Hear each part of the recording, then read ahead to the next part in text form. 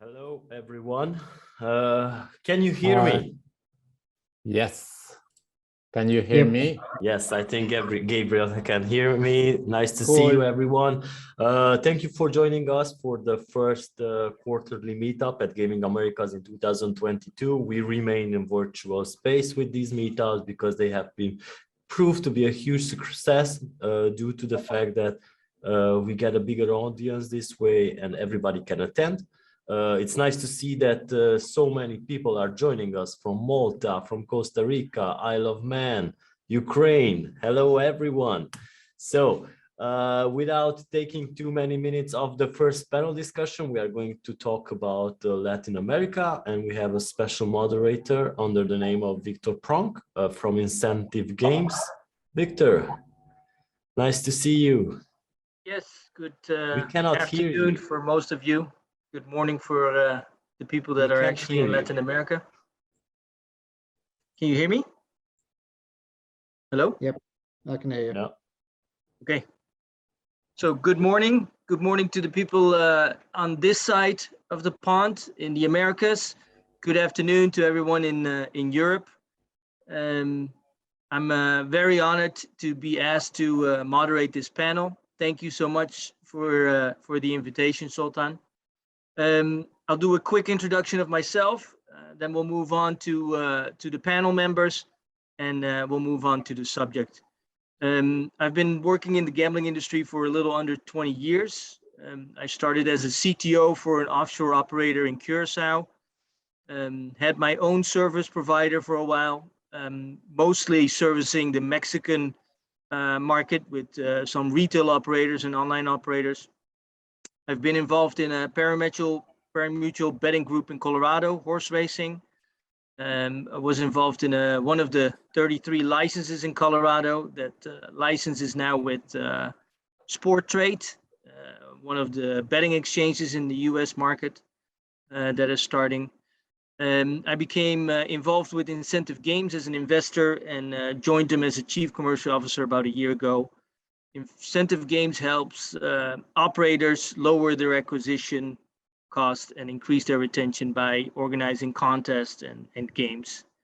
So that's about me. Today we're going to talk about Latin America. We're going to look at Latin America because, well, one, Europe is being developed and is a very tough market now. I have personal experience in the US, and that market is extremely competitive and very expensive to enter.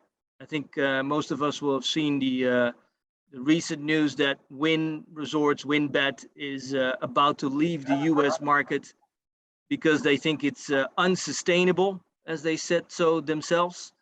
And you know, that's what we see. The amount of money that is being put into that market is quite frankly insane.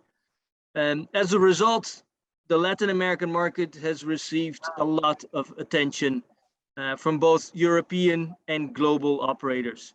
So we're going to have a look at how this market is developing. For that, we have a great panel.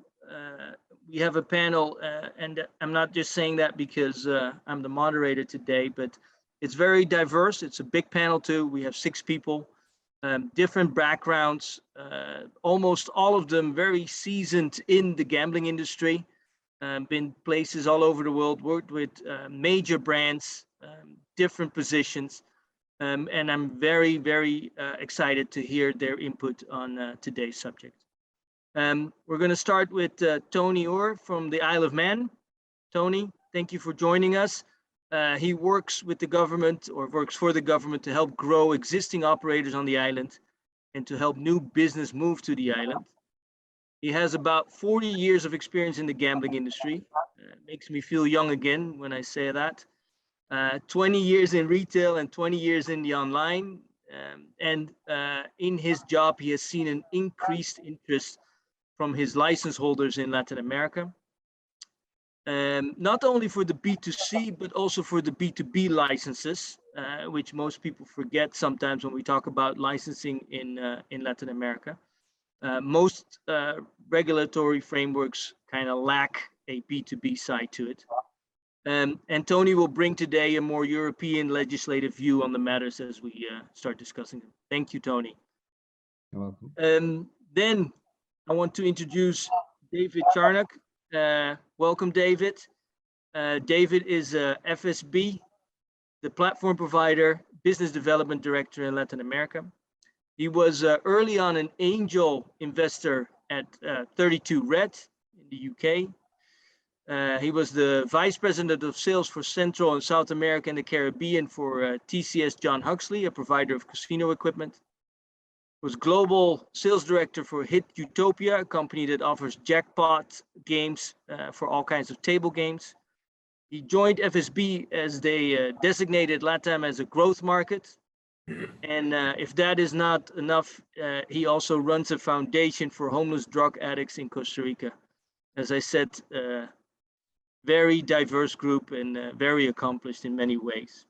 Thank you for joining us, David. Thank you.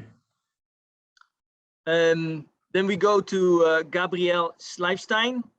He is the general manager for LatAm for Continent 8. He comes from a banking industry background, worked with IBM, before starting Continent 8. Has been based out of Uruguay, Colombia, Chile, and Peru, and now he is back in the beautiful Argentina. Continent 8 provides hosting services that are secure, fast, and reliable out of their hub in Colombia to the LatAm market. But Gabriel has a quick announcement to make on behalf of his company. Please go ahead, Gabriel. Thank you, Victor, for this introduction. I'm pleased to announce that we are available in Puerto Rico. We established a new point of presence, a data center with cloud services to support all the Caribbean regions. So this is a very important step for us because we are, installing and offering IT services for the whole region with the same level of service that we provide in US and Europe as well, and Asia. So for us, it's very important to help all the companies that want to arrive to Latin America with this high level service. Thank you. Thank you. Thanks to you, Victor. We'll move on to Andrea Rossi, commercial director for Latin America for the Betson Group and south of Europe. He started his career in Costa Rica in 2004, moved back to Europe to work with GoldBet. He worked after that with Betfair, Chile Gaming, Bally's Technology, and Betson. With Betson, he was the MD for Italy, and in 2017, he took over his position as commercial director. He moved to Bogota, and he's there responsible for the Betson LatAm Hub commercial operations. Welcome, Andrea. Thank you for joining today. Thank you, Victor. Thank you, everyone. Hello. Then we move on to David Plumi. He is the regional manager for LatAm in Spain at the PressEnter Group. He has held positions at Cirsa, Sportium, and PokerStars before he became managing director for Betson Group in Spain, and is now the regional manager for PressEnter with 6 different casino brands that he's managing, of which one of them is focused and facing the Latin American markets. Thank you for joining us, David. Thank you, Victor, for the intro. Hello, everybody. We have a very strong presence of current and former Betson people here today, which is a sign of what's to come later during the panel. When last but certainly not least, David Mann, the chief commercial at Swintt, started his career with William Hill and the Betway Group, moved over to the B2B side by working for casino game suppliers Spigo and later Wasdan. Currently chief commercial officer at Swintt. The casino games that they provide, but you'll probably be able to explain that better than I do, distinguish themselves kind of by adding an additional layer of gamification, coming from incentive games and creating games that have a lot of gamification that is really appreciated by me. Thank you so much for joining us today, David. Hello, everybody there. I'm not sure if I am the only one who had trouble hearing you, but. Can you hear me now? Is it okay? Yeah. Sorry, Yeah. must be me. Yeah. All right, gentlemen, thank you for joining today. As I said, I think it's a great group, lots of experience, lots of different angles in it. The first question we're gonna address today is what is the potential of the Latin American market? What aspects of the markets make it attractive for operators? I wanted to start with you, Tony, and maybe you can give us a little bit of a background about what interests your license holders into the Latin American market. Yeah, I mean, we've seen now that Europe seems to have consolidated with the legislation of Germany and Holland being introduced. We've seen a lot of operators looking at other markets around the world, and LatAm is one of the fastest emerging markets at the moment, estimated to be in excess of $3 billion by 2025. And it's a market where it's known that we've seen the Colombia regulation, and Brazil may well go through this year. It may not, depending on the objections. But we've seen that there's an appetite for sports betting across most of the LatAm markets, a very big market for it. So we've seen our operators and some of our B2B suppliers looking to go into these markets and cater for the operators that are going live there. As regulation comes in, we'll probably see more and more of the B2C looking for B2B suppliers that have the content that is bespoke for these different countries. But I still think there's going to be quite a challenge around payments, digital wallets, and how people get their money across in different countries.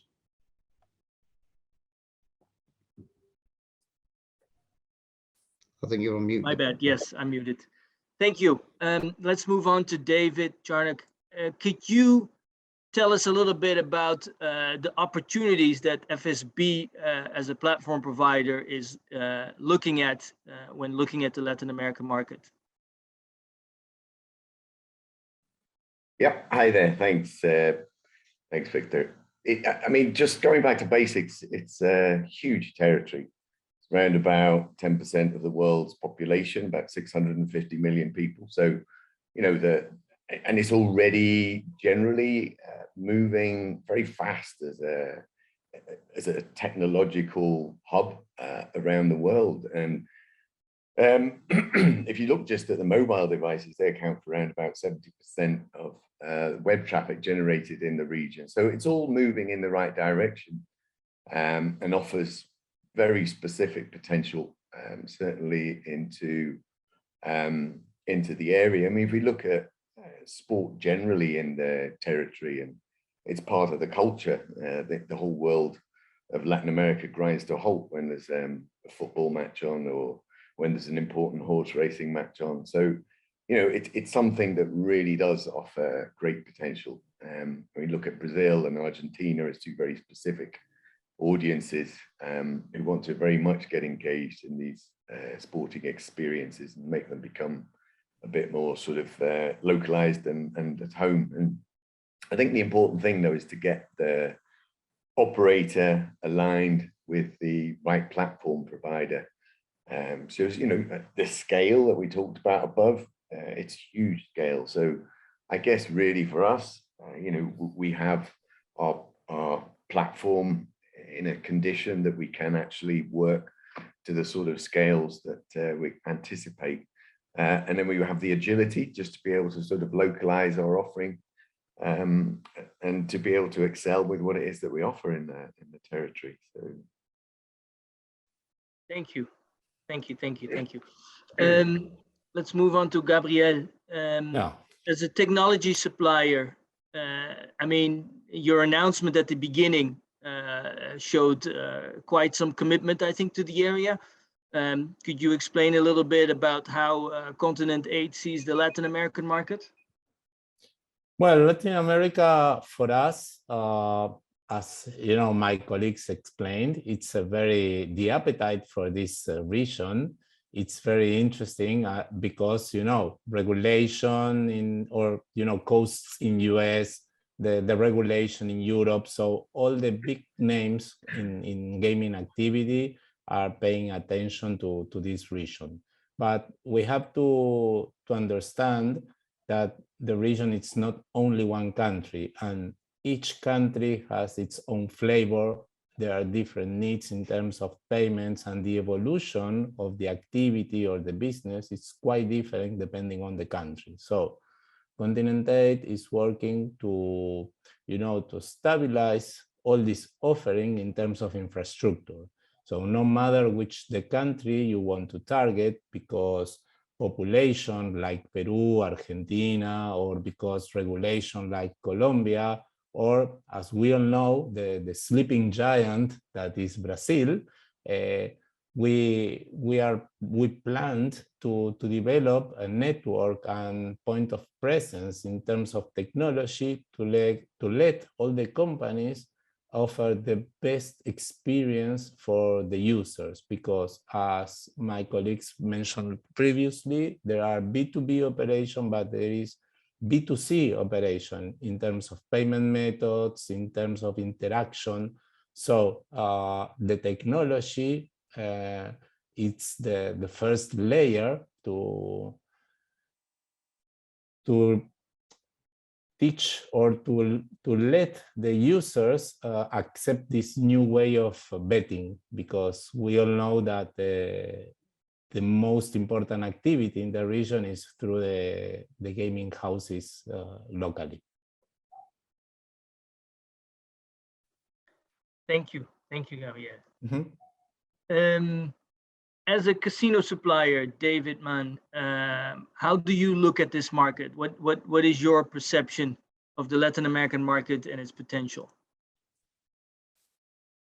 Similar to the other panelists, we can see the size of Latin America as a region. There's many markets in there that as a casino supplier, we can try to take our products and offer them to different types of different players, different markets. At the moment, there's only limited regulation, Colombia and Buenos Aires, and we expect, just like with anywhere else, that this is going to continue to change, and we'll see each individual country or territory start having their own legislation, and then providers like us will be able to acquire local licenses and go in and work with local operators. I mean, in the long run, it's the most sustainable and responsible approach that we can have.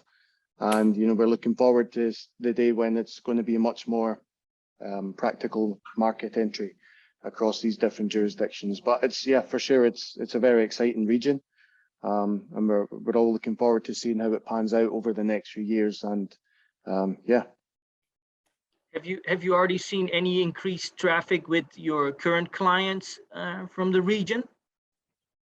Yeah, we see quite a good bit of impact. A couple of different markets have a lot of players on .com operators, for example, from Chile and Peru. There's quite a substantial number. We're looking into entry requirements in the local jurisdictions there as well to see what we can do. But of those other markets, yeah, we're still seeing some good player numbers coming in through onto our content as well. Which is, I assume, a confirmation of the potential of the market. Yeah, exactly. I think it's only going to increase as players get more familiar with playing online. Of course, the pandemic may have accelerated that in some countries, that players will start to play online rather than land-based. And this is only going to help in the long run for the transition to online moves kind of quicker. You get a bigger player base and there's a wider audience to play the content. Thank you. So let's move on to the actual operator side here. David, you have a new brand, or a relatively new brand, facing Latin America. You've had a lot of experience already in that market. What excites you about the Latin American market in your new position? Well, Latin America, as everybody is saying, no, every eye is in Latin America now. But I'm gonna tell the dark side of all of it. No, it's an emerging market, but it's getting really saturated. And I mean, in PressEnter, we believe in localization. We're gonna step into the market now, so we have to establish teams per country, and don't see Latin America as one country. I mean, Latin America is composed by many countries. Every country has different rules, different patterns. The player is different, and you have to know your players, no, and their behavior. So, I mean, we are gonna try to be locals as much as we can, and start getting this approach in the market.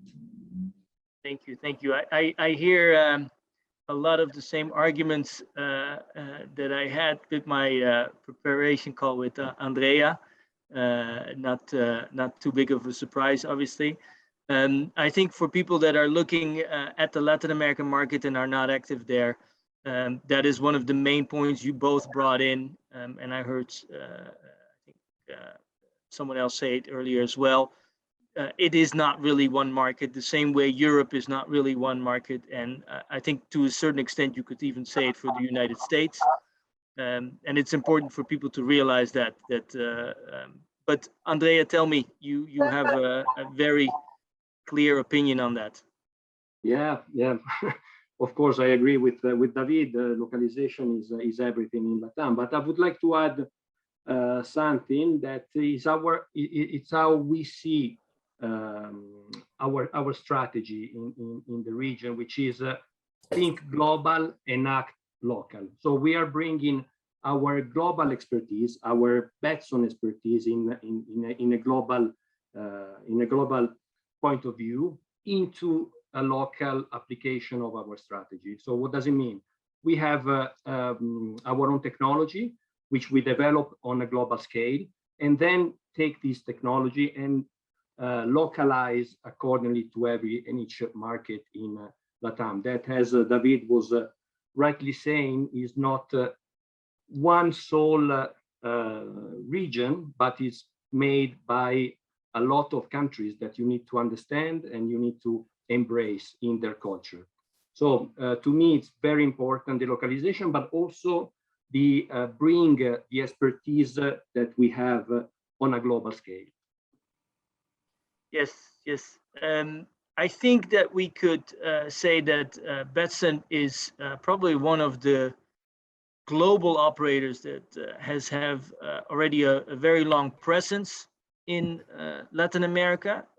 I think with the recent takeover of Colbet in Colombia and your number 1 and 2 position in Peru, you might even be considered the market leader for LatAm as a whole when looking at global operators.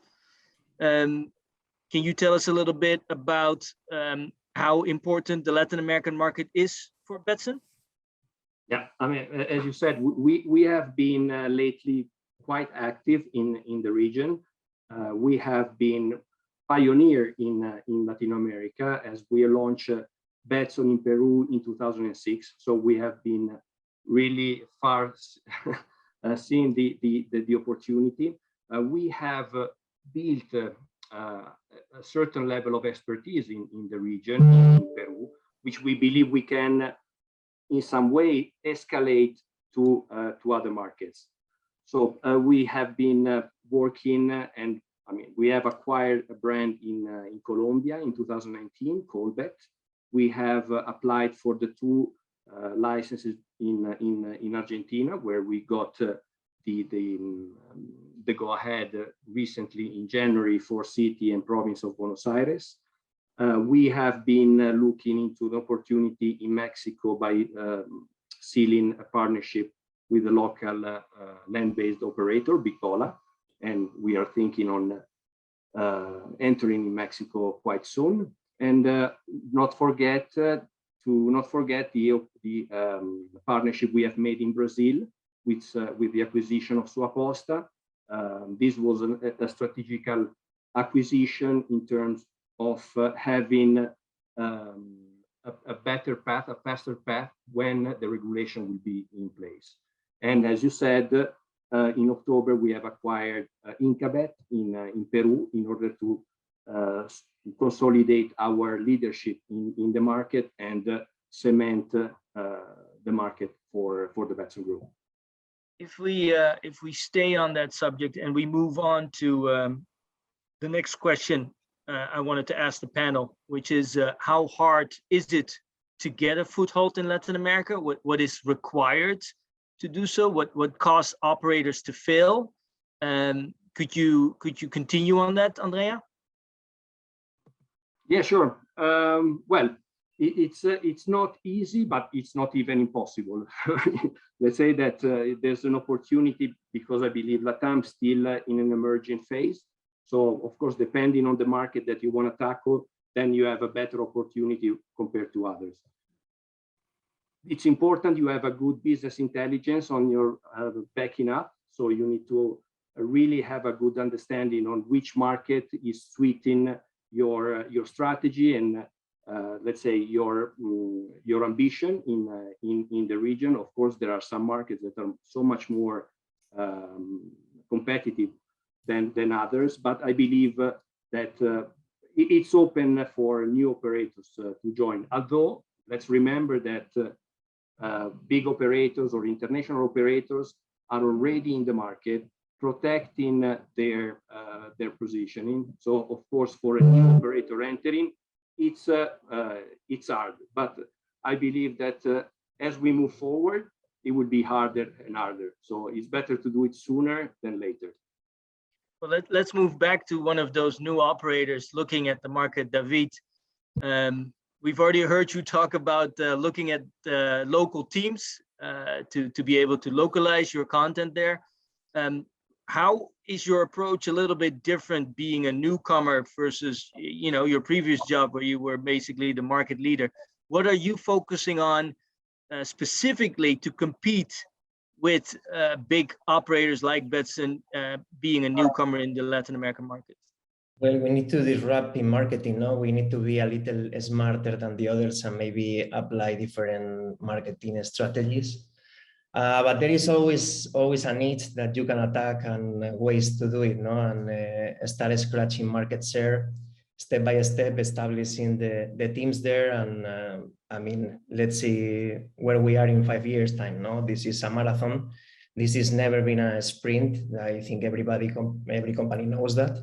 And yeah, you have to fight against giants, but I mean, you have a chance to succeed moreover if you are starting now. No, as Andrea said, every day is getting harder, and is ready to put the feet there. So it's the time to do it. Thank you. And Tony, can you tell us a little bit how you think the Isle of Man licensing can help operators then or suppliers move into the Latin American specifically and help them be successful? Yeah, I mean, it's a pattern we've seen in other markets where it's, as we referenced earlier with the B2B suppliers and the content, but going across these different platforms, one of the keys is going to be, as they've said, is local knowledge is different in each country. It's not just one LatAm market. Payment suppliers and banking have always been a challenge for a lot of jurisdictions, and they are looking for a trusted license where they know that the B2B supplier or the operator has a due diligence behind it, and that the players are going to be protected. We're seeing now with these countries, and I think it was said earlier, that the pandemic seems to have pushed it forward, where the retail operations closed down, casinos, betting shops, point-of-sale lotteries, drove everybody to go online and worry about how they contact their database, well, whether it will cannibalize it. And what we've seen in countries like Brazil, where there's sports betting focus, and there's a lot of mention on sports betting, but very little on the online gaming, online casino side of it. And we've also seen the pandemic drive huge poker volumes into different networks, which isn't even a necessarily regulated market in a lot of countries. So it's. Have you seen any movement or agreements being made between, for example, the Latin American regulators and the European regulators as to share maybe a whitelist of suppliers? Not yet. We've seen the same pattern as in other continents, where the regulators of each country don't necessarily talk to each other or follow the same pattern, and we've seen that in US states as well and across Europe.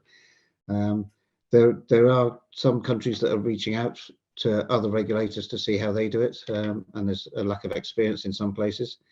And what we've seen is with some of the acquisitions that are going on is probably the opposite of what's happening in the US. The US retail operators were buying European online operators, where it seems European online operators are buying Latin American retail operators to get the foothold in the local experience. Yes, thank you. Gabriel, Yes. how do you see your services being as help into the Latin American market? It's a formerly mostly retail and agent-based market. I think the online market has gotten a great development jump during the pandemic. How did you see that at Continent 8, and where do you see your clients coming from? Are those your existing clients that you maybe already service in other parts of the world, or do you see more interest from the local operators, traditionally retail operators? Well, first of all, I want to agree with Andrea that many companies outside the region or big names are coming to the region to do businesses because it's very attractive. And as all others around the world, they face that Latin America, it's a very interesting market. So many of them, the big names, started targeting Latin America from the outside of the region. Then they faced that the latency and the network locally, it's very, very important to provide the best user experience. Nobody wants to have a wheel going round and round waiting for a transaction. So Continent 8 decided to ease this part of the business, establishing their own network and their own infrastructure in Latin America to support both kind of companies, the international companies that need a point of presence local in Latin America, connecting their infrastructure from Europe or from US, because we have different companies that are targeting Latin America and they already have their infrastructure. So we are providing high-speed networks to look that they are working or they are offering a local service. This is one side of the infrastructure, and the other that are cases like there are partnerships with local companies or local companies like we have two very interesting experiences with Paraguay and Argentina that since the regulation allowed them in Buenos Aires and in province to start with their activities, they contract us and they are providing services for Argentina from Colombia. And this is in terms of latency, availability, and user experience, much better than waiting maybe, and I will give you some kind of numbers, 3 times slow when you deliver from Europe instead of delivering from the same region. This in terms of payment methods, in terms of betting, in terms of login and everything is much better. And at this time, the experience is 100% positive. Thank you. Thank you. David Mann, as a casino game supplier, you have this extra layer of gamification that you offer as well. Is there anything specific that you believe in your offering will be very well received in Latin America? Are you planning on creating maybe even specific content for Latin America? Can you tell us a little bit about how you guys are going to approach the Latin American market?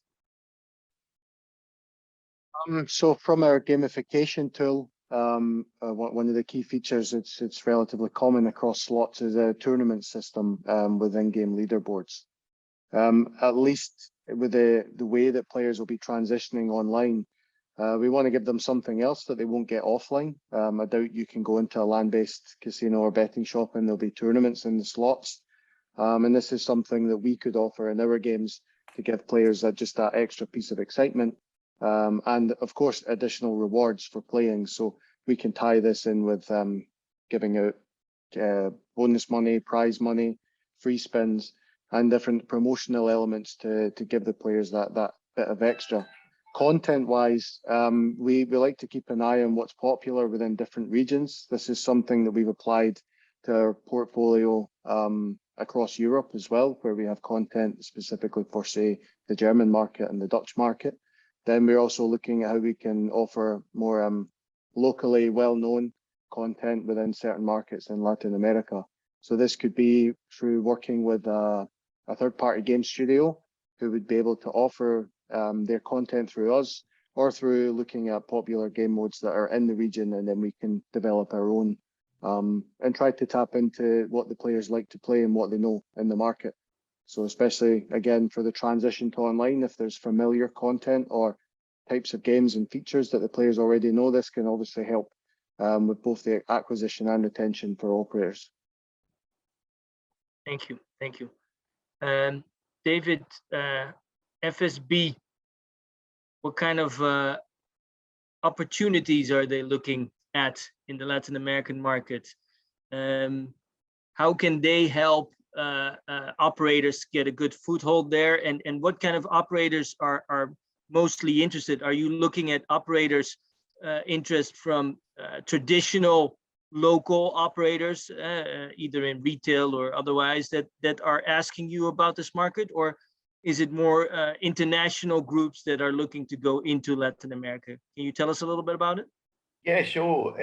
I'll just give you a bit of a summary sort of what it is that we've looked to do as well, which sort of covers similarities to what has been mentioned by a number of the other panelists, and then come back to that specifically. But I mean, our approach and what we try to do when working primarily with local suppliers, mainly with Latinos or with people who maybe have been long established from Europe, but within the continent for decades. So it's sort of a mixture primarily of those two areas. But what we try and do is we try and offer a localization of what it is that we want to bring as FSB to all these very, very different countries. As David also said, each country has its own peculiarity, its own slant on the language, its own particular slangs or traits or cultural differences.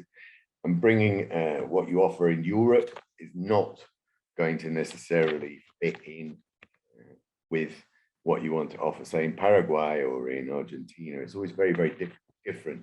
So when we say localization, what I think we try and do is we do that in sort of three very specific areas. We do it in sort of having boots on the ground is the first thing that we actually believe is very, very important. Having the right sort of payment integration solutions is the second point that we believe is of utmost importance when working with our partners out here. And also having the right sort of mix of products. That's very, very crucial too. So, I mean, I've been working on and off in the Latin American continents since 1990, and I've lived out in Costa Rica for the last 13 years. So I think what's important is being able to understand the local market, not through just a conversation on the phone or conversation, but pressing the flesh, speaking with them face to face, knowing their culture, but then also bearing in mind, we're dealing with a British company with British staff, mainly a British board of directors. So it's being able to sort of explain to them in a way that they would understand how things maybe work in the Latin American area. So it's sort of bridging a gap between the two and helping forge alliances with the stakeholders in all of in both sides. I think that's very important. So multi-payment solutions, that's another area that we believe is very, very important. And actually, this has been something we really learned in Africa. We've had a great deal of success in Africa. And giving payment choices to the African market has really helped us. And we believe it will be a very similar sort of approach that we'll have to apply actually here in LatAm. And then the last thing really was talking about the offering, what it is with regards to a product offering. So on a monthly basis, we offer around about 85,000 pre-match events, of which around about 55,000 are sort of in play. And I think what's very important is, make sure we get the right mix. Everybody knows that football, soccer is huge in LatAm. Horse racing is too. So it's making sure that we offer the right sort of mix from our side as the platform provider. As well as the bigger sports, we're able to offer tennis, we offer baseball. So we like to cover that, but we like very much to understand each area very specifically for what it is that they're going to need. And I think, does that hopefully give a bit more of an insight? I think we've established that the market has a lot of potential, that it needs a localized approach. Do you believe, I think most of us will still agree that it is not too late to move into that market. But how big do you think that window is to make a start of that, David? I think it's the time is now. If you look at what is actually going on, I would agree. Yeah, most of the other panelists as well have still sort of said that it is emerging, but saturation, I don't think is that far away. I mean, the time is to act now. We look at what's going on in Brazil, although there's some unusual sort of political noises maybe against it. Par for the course, and Brazil is going to be a huge potential market for many of us here. And you've got the World Cup coming up at the back end of the year. So I think you've got to get on board pretty quick. And that's why why we're very, very actively involved in trying to establish ourselves here, but act now. Thank you. David, you're about to enter, you're looking into that market. How big do you think that window is where you will have to act and make your move? And how long before that is completely closed, or at least, becomes so much harder? I mean, the limit is the sky here, no? But no, as David said, the entrance is now. You have to put your feet inside, and every day you are missing is more problems. I mean, and less profitable is going to be the business later, no? I mean, it's going to be difficult for us. We are new in Latin America, even if I have experience there. But as I said before, if you know the things, you know the rules, also with the current regulations, countries that they can come up with regulations like Peru or the beast of Brazil. I mean, it's a super big market and the cake is very big. We will try to get a piece of it at the beginning and then just grow with the market. Thank you. Andrea, here we are talking and asking people if they are considering going into this market and if there's still a window, while at the same time you are already consolidating, buying your competitors in Peru. You see that window closing, or you're just trying to stay ahead of the curve? How do you look at that window for others to come in? How much are you monitoring that? Is that a big thing for you, or you are just doing your own thing and you feel completely comfortable? Can you give us a little bit of perspective on that? Sure.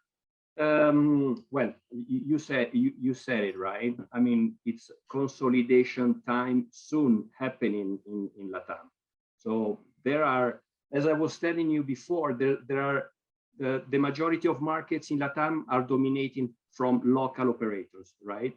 So the fact that a lot of international or global companies are seeing LatAm with a lot of interest, this will trigger a chain of acquisition of M&A, and the market will soon be consolidated. We are seeing what happened in Colombia. Well, but William Hill entered, Betfair entered through acquisition as well. Peru, we see also soon a certain level of consolidation. Brazil, let's remember that Brazil still, of course, there are a lot of operators that are on an international scale, but on the local piece, there are a lot of local operators in the market.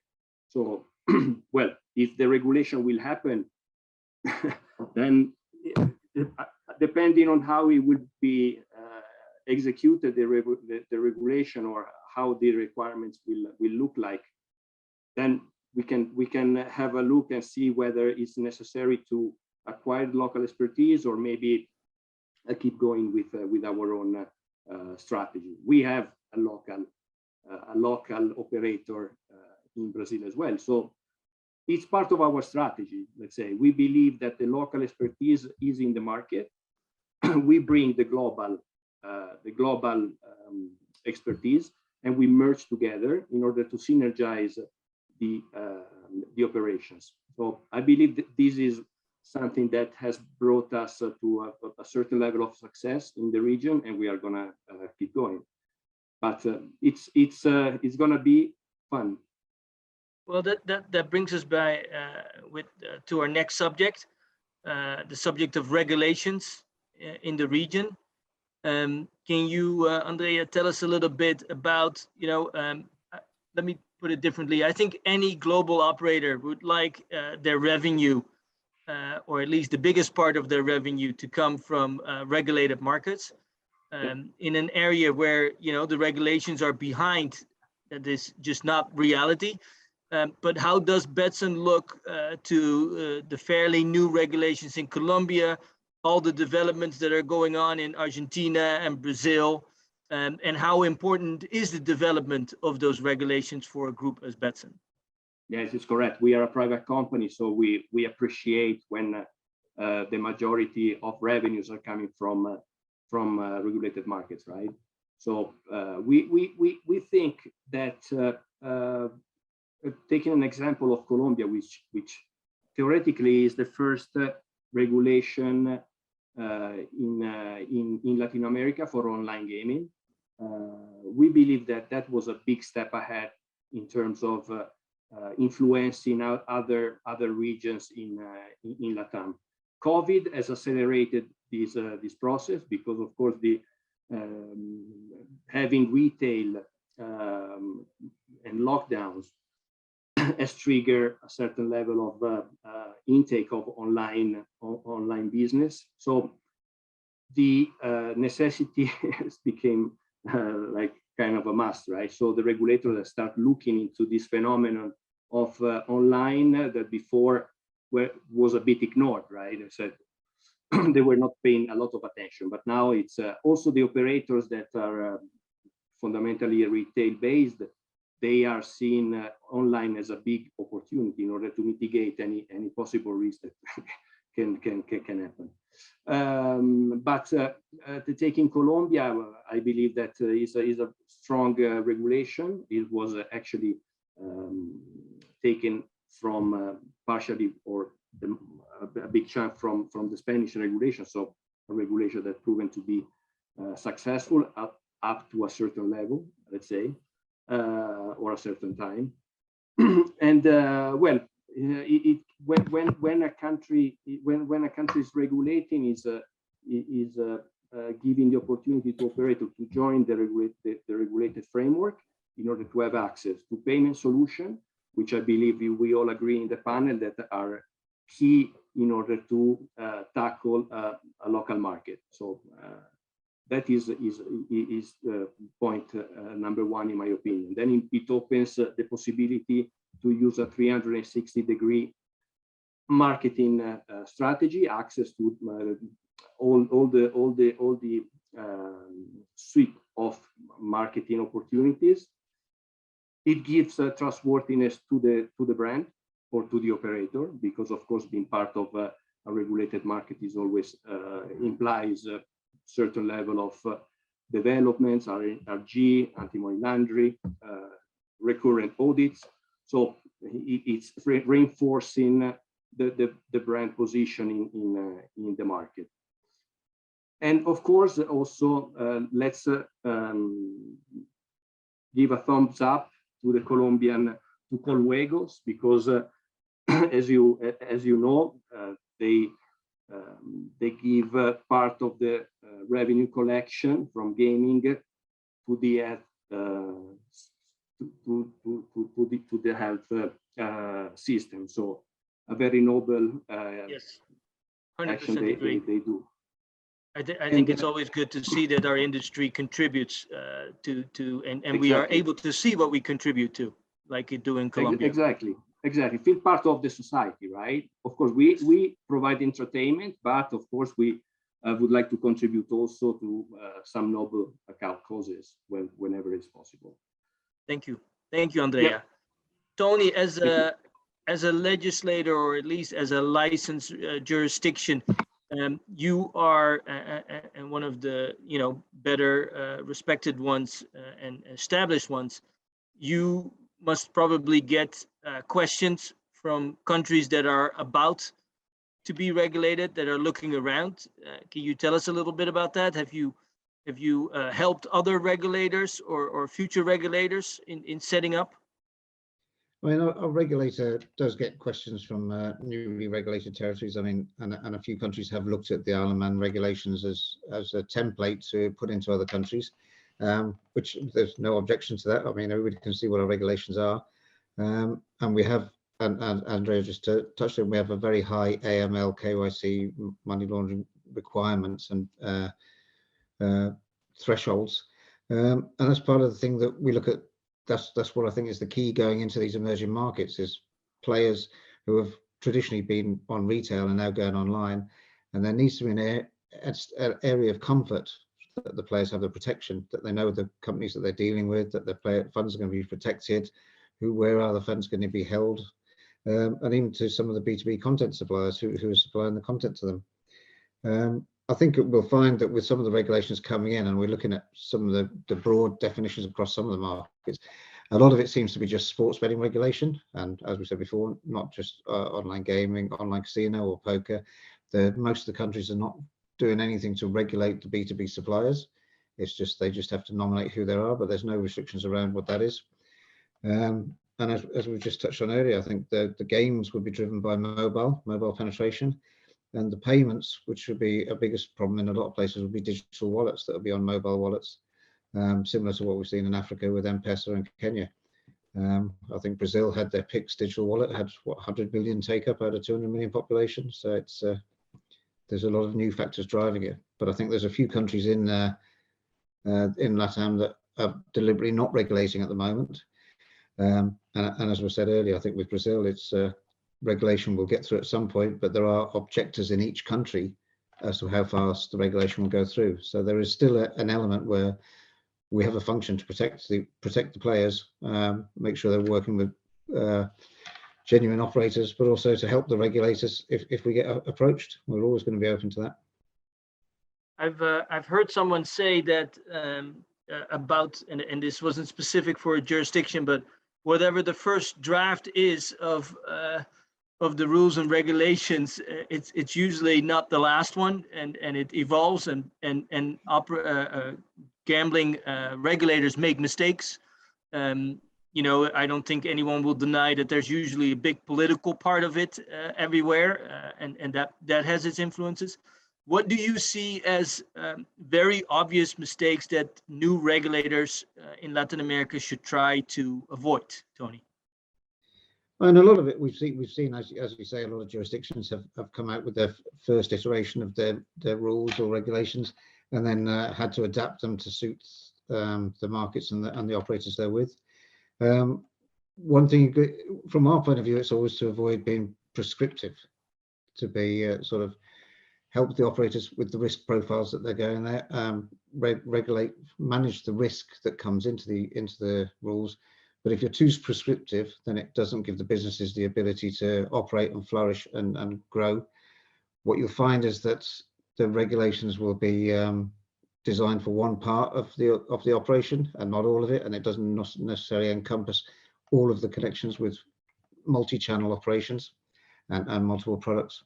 So it's I think regulations are always going to be an evolving process, and as you say, I think a lot of it, initial regulations are driven by a political will, and then subsequently they're edited to go with an operational and a economic benefit rather than a political benefit. Thank you for those insights. David Mann, as a casino supplier, how do specific regulations affect you? Is that a big part of how you approach your games or the back end of your games? Can you tell us a little bit about that? Different jurisdictions may have different requirements for the content. This is something that we assess before we enter into any specific regulated territories. So even looking at the examples within Europe, Germany has a specific rule around €1 max bet, 5-second spin time. So we obviously have to make sure this is implemented in our content to make sure we're compliant in the market. We can look at other markets which will have similar restrictions, and this is obviously part of the assessment of any new market that we go into. What do we have to do for certification? What kind of changes do we need to make to the games, to the back end, any kind of platform certifications? These are all part and parcel of any new market entry. So, you know, once countries become more regulated, then yes, we have to invest the time and the money to get our games certified and to be able to be compliant in the market. But of course, in the long run, we expect that it's gonna pay off. Thank you. David, FSB, how are you looking at these regulators and the regulations that are coming out? I think as a platform or a PAM provider, these might affect you the most. How are you looking at the regulations? What are you seeing? Do you see any difficulties in the road ahead, or do you feel that, you know, with the experience you've already had in many other jurisdictions, that it won't be that big of a problem? I think we welcome them, Victor. I think it's crucial that regulation, you know, comes into place and will eventually eradicate the black market, and win-win all round. Players are protected, license holders are protected, operators, you know, there's protection all round, and I think it's really crucial. And I think it's quite amazing the way Colombia have led the way in Latin America. And as we know, there's an awful lot that has gone on in Europe and in the United States. And it's interesting to see how progressive Colombia have actually been. But no, we find it something that would be of great benefit. And it just gives an awful lot of clarity in what we can and what we can't do. It helps us define what our platform offers by the way of AML and KYC and all the other areas that we absolutely need to be sure of.